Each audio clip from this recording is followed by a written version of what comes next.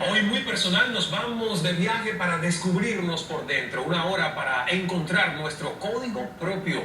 Nuestra invitada nació en Buenos Aires, en donde se graduó como psicóloga clínica. Se especializó en psicoprofilaxis obstétrica, alcanzando ser jefa del servicio en la maternidad Eva Perón. Luego vino a Estados Unidos, en donde estudió retroalimentación fisiológica y programación neurolingüística. Se especializó en los trastornos de ansiedad, fobias y trastornos psicosomáticos. En 1987 implementó un tratamiento clínico específico denominado Código Propio, donde sintetiza todo su camino recorrido. Es autora del libro Un viaje a ojos cerrados. La psicóloga argentina Norma Di Lorenzo nos dice cómo encontrar nuestro yo en esta hora de Cala en el aire ya.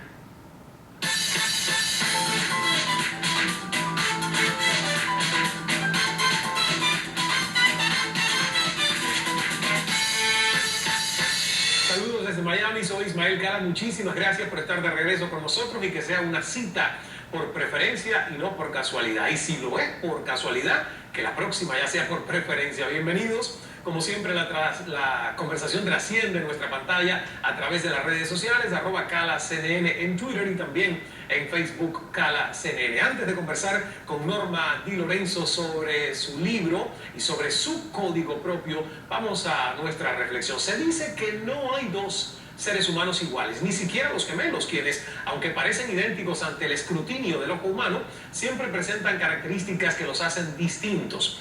Para corroborar la teoría de que no hay dos seres iguales, solo basta recordar la dactiloscopia, esa disciplina científica que estudia las huellas dactilares, las cuales, como todos sabemos, son irrepetibles. Constituyen la identidad, al menos dactilar, de cada ser humano, aunque lo verdaderamente rescatable en una huella no es el hecho de lo que representa en sí misma, sino su carácter único. De la misma manera, somos internamente únicos, por más parecidos que sean dos personas, jamás serán idénticas. Pero, ¿cómo saber cuál es nuestra identidad? ¿Cómo discernir el proceso mediante el cual nos podemos conectar con lo que queremos en lugar de lo que no queremos? Así como cada uno tiene sus huellas que son únicas, ¿tendrá cada uno su propio código interno? ¿Qué tal si a lo mejor cerramos los ojos e intentamos un viaje que nos ayude a descubrir nuestro código propio? ¿Nos ayudas, Norma? Bienvenida, la psicóloga argentina Norma Di Lorenzo al programa. Un gusto tenerte con nosotros. Igualmente, Ismael. Encantada. Bueno, la verdad que es fascinante el tratar de en una hora poder, digamos, resumir todo un trabajo que te costó muchísimos años. Así es. De búsqueda, de experimentación y de llegar a tener esto que tú llamas código propio, que es tu propio método de descubrir quiénes somos como identidad. Si tú tuvieras que describirnos ese camino hasta llegar a código propio, ¿qué fue? ¿Cómo llegaste? ¿Qué hiciste antes? ¿Por dónde buscabas tu identidad? Fantástico. Mira, en realidad nunca mi intención fue sentarme a inventar nada, ni mucho menos cuestionar los fundamentos teóricos más importantes de Sigmund Freud. En realidad nunca fue mi intención. Lo que pasa es que hubo una pregunta que yo me hice a los 2 años más o menos de ya ser psicoanalista. Entonces esa pregunta fue la que me marcó, digamos, un tiempo muy difícil realmente hasta poder llegar a descubrir este sistema. Y la pregunta era, ¿cómo sé exactamente que lo que digo al paciente es así? ¿Cómo estoy absolutamente segura de que lo que señalo, lo que interpreto, lo que digo con mi palabra, lo que escucho de la palabra, el diagnóstico incluso que estoy haciendo, cómo sé que es exactamente así? Entonces, en realidad lo que yo me estaba preguntando es, ¿existe otra manera de poder acceder a la vasta profundidad del cerebro que ni siquiera los neurocientíficos todavía saben bien cómo funciona solamente con la palabra? Y ahí, como no me podía contestar esa pregunta, ahí empezó, te diría, un camino muy arduo, porque entonces me decía, bueno, entonces me equivoqué de carrera, o entonces quiere decir que, bueno, que yo no sé, tengo un problema de rol, no sé, no me siento cómoda con el rol. Bueno, cuestión que dije, evidentemente, así no, y empecé a viajar. Empecé a viajar, pero tampoco sabía qué quería buscar. Yo tampoco sabía si podía encontrar lo que estaba buscando. Esta búsqueda me llevó 10 años dolorosos. Dolorosos porque cuando encontraba algo, como fue mi primer llegada a Estados Unidos y encontrarme con lo que se llama biofeedback o retroalimentación fisiológica, que utiliza aparatos y que es algo que yo estoy usando actualmente y que después te voy a explicar la importancia que tiene de medir a la persona determinadas variables fisiológicas. Pero igual me parecía que tenía que haber algo más.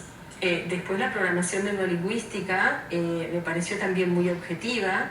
Yo utilizo muy poquito de lo que es todo el sistema de la programación, pero lo que sí uso, y lo uso muchísimo, es que la persona, ya en la primera entrevista, cuando me está hablando y me está diciendo para qué viene, yo estoy leyendo en su cerebro qué parte de su cerebro está usando, como para decir, está conectando con las emociones, lo que está diciendo es verdadero y genuino, o está recordando, o tiene temas con imágenes viejas, o lo que me está diciendo es que es una mente que no para. Entonces ahí yo es como que ya hago como un diagnóstico. Igual, habiendo aprendido programación neurolingüística, yo ya creí que tenía, bueno, ahora se puede objetivar, Norma, ahora podés medir, ahora podés mirar los ojos, ahora no es solo una palabra. Igual me sentí insatisfecha. Entonces, nada, me formé en la escuela gestáltica, que es un método, digamos, o un estilo dentro de la psicoterapia muy dinámico, en donde la persona no está quieta, sino que va ocupando lo que se llama la silla vacía. Me formé allí y también veía, el sistema me encantó, me enamoré, pero también veía que ahí el terapeuta hablaba mucho. En un momento interviene con sus palabras. Y yo no sé por qué esta cosa que te llama algo de adentro, que te va haciendo que vas buscando la verdad. Y decía, no, esto tampoco. Entonces, volviendo a viajar, allí ya nos fuimos con toda la familia a España y allí conocí el yoga. Me encantó el yoga. Me parece que con las técnicas de respiración y con la introspección entonces me pareció que me agregaba muchas cuestiones básicas que la carrera no me agregaba, como por ejemplo respirar. ¿Cuál es la respiración torácica? Te lleva al cerebro racional. ¿Cuál es la respiración abdominal? Te lleva al cerebro emocional y esas cuestiones. Me recibí de instructora de yoga, viajé a India y ahí ya estaba empezando a encontrar el camino.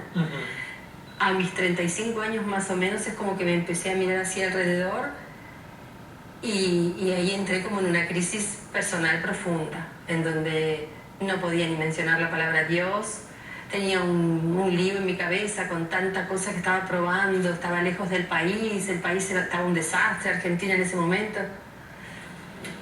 Los chicos se iban al colegio, mi esposo se iba al trabajo y yo me quedaba sola mirando para el techo y decía, Dios mío, ¿cuál es mi misión? Y ahí entré en una crisis profunda que me obligó a meterme para adentro.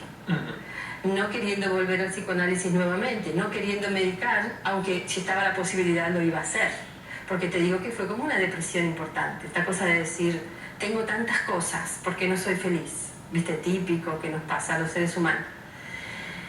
Y bueno, y ahí me fui metiendo para adentro, intuitivamente, desde el dolor, desde la desesperación, empecé como, primero salieron unos dibujos, después me empecé a poner en el lugar de los dibujos, y después me empecé a leer todo lo que yo escribía, me empecé a encontrar con respuestas a preguntas que yo no tenía con 5 años de psicoanálisis y con toda la carrera de psicología encima mío.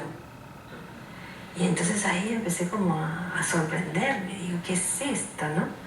Por momentos sentí con uno de los ejercicios, que quizás los mencionemos, el de los miedos, sentí como que se me corría un velo. Yo había visto las cosas de una manera y con el ejercicio es como que vislumbré todo, vislumbré que inconscientemente, cuál era el inconsciente de mi madre, qué es lo que le pasaba a ella, qué había sucedido en relación, qué pasaba con mis miedos. Bueno, ahí empecé a salir yo solita de esta crisis y bueno, y los colegas españoles al verme que yo estaba con esto entre manos, me ofrecieron de compartirlo.